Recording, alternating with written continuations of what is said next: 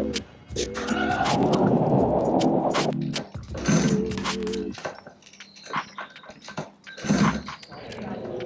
really regret selling my bike. You don't love my bike? What? I'll sell my bike. It's snowing and I gotta bring my stupid car to the mechanic.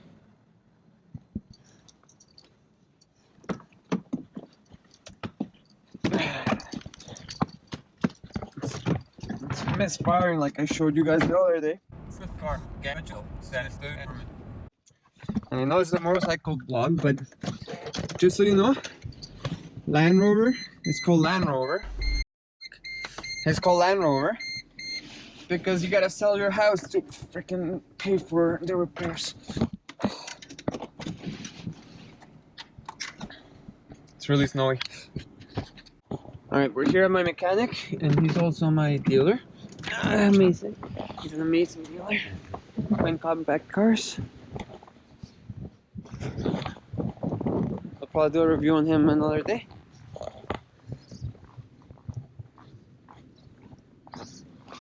Since my car is broken and it's snowing outside, I am forced to take the TTC. I hate the stupid public transit here in Toronto.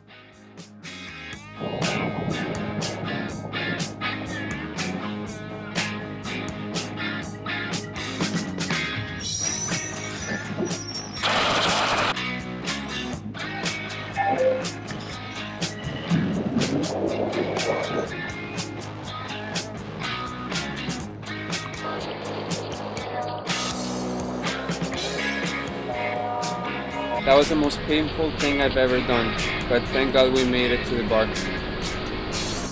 I really regret selling my bike. That sounded so scripted. You don't love my bike? What? I'll sell my bike. Something nice CX500? Yeah, right? No, What? I can't afford it right now. CX500. The 500. I thought it was a CX500. It's a CX500. That's what I said. And I didn't correct it. You asked me if it was 500 or 600. When I was selling it, I went into this like mad, frantic panic to go and fix everything that was wrong with it while the guy who was gonna buy it was right there. So I like rapidly repaired and rebuilt the steering column and the front brakes and tightened the chain and everything like that, like just on the spot. I was like, oh yeah, great bike. Kicked it over after it not starting for about a year, just sitting there, no stabilizer, nothing, just like first kick, turned over, great. And then after I fixed everything, tightened all the connections and whatnot, ripped it down the road, like high beams on everything in like Forest Hill, and it was just like, what am I doing right now? Like, I'm about to get rid of this thing. You know, I only paid $1,500 for it, but like it was. The first bike is like one that you never want to get rid of. You just want to save it, especially something that like was vintage from the 70s. I'm talking to both of you guys. But, I mean, shit, man, that thing was awesome. I drove, like, my first ride, I drove all the way to Halliburton on it. I literally got the papers for it, like certified safety, new chain, and then drove 280 clicks, like, straight north. Not on the 400 series highways, but like back roads, because it was only a 350, right? But it's just awesome. Super huge head turner too. Like every person who saw it was just like, wow, like one of those is still kicking around. Usually like older guys in their 40s, right? You're like, man, I remember riding one of those when I was a kid, especially when you get out into farm country. You're like, I had one of those when I was working my first job. I moved from my farm down the road to the lumber mill. You know? It was like one of those wicked bikes. That was one of the things I did. Like I bombed around, you know, the hydro lines in Scarborough. Yeah. So like off of Vic Park, where it goes over to Pharmacy, just north of Eglinton, I think. There's some hydro lines there, and like since this thing had knobby tires, like I ripped it up there, drove off onto the sidewalk into the hydro lines, and went all the way over to Pharmacy through the like.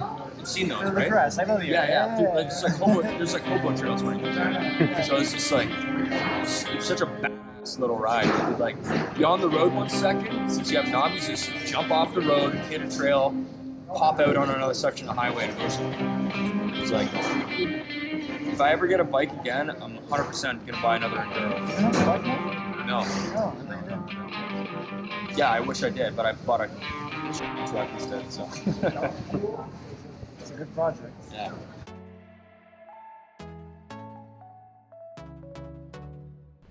As you guys know, sometimes I get called in as a bike buying consultant. Today, I'll be taking you along to look at a 1970s Honda CB450. We'll be looking at the bike and helping the customer assess whether it's a good buy or not. If the bike's in good shape and he decides to buy it, we'll also help the customer find the best price for it. For more information on buying a good used bike and how to on a checklist on what you should be looking for, take a look at the link right here. Here is a beautiful 1974 CB450 Cafe Racer modification. I like the way the modification has been done. It's not as clean as I would like it to be in the sense of hiding all the wiring, but it's functional. Seem to match them, but they seem pretty new, which means that they've recently been changed and the bike has not been ridden much. One of the things that you should look at when buying a bike is whether it's in miles or kilometers, as you have to multiply the miles by 1.6 to get your kilometers. Take a good look at the chain.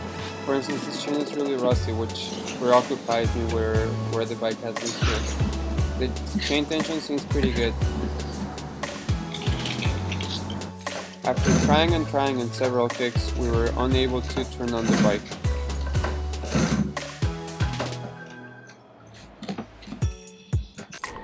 So the oil seems a little dirty, but it seems okay, so I would just clean it as soon as you get it. So an oil change. There's no brake fluid because it's all cables, so you're okay there. There's no crashes that I can see. All the bars seem pretty straight. And gas tank on the inside seems okay. There was a tiny bit of rust on the carburetor when we took it off, but that should be no worries. It's normal for a bike that age. The chain, you'll have to adjust it and you'll have to give it a bit clean application because it's really dry. So we were able to check a lot of things. So the battery wires seem okay, but we were not able to check the gearing or the braking power. The clutch does seem to be engaging because when I was running with it, it was rolling. If it wasn't engaging, it wouldn't have been rolling. But we don't know how to switch it without changing it. Honestly,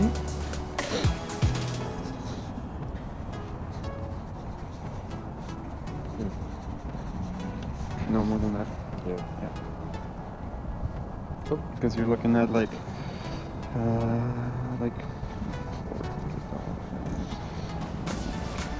could be dollars here, 125 here.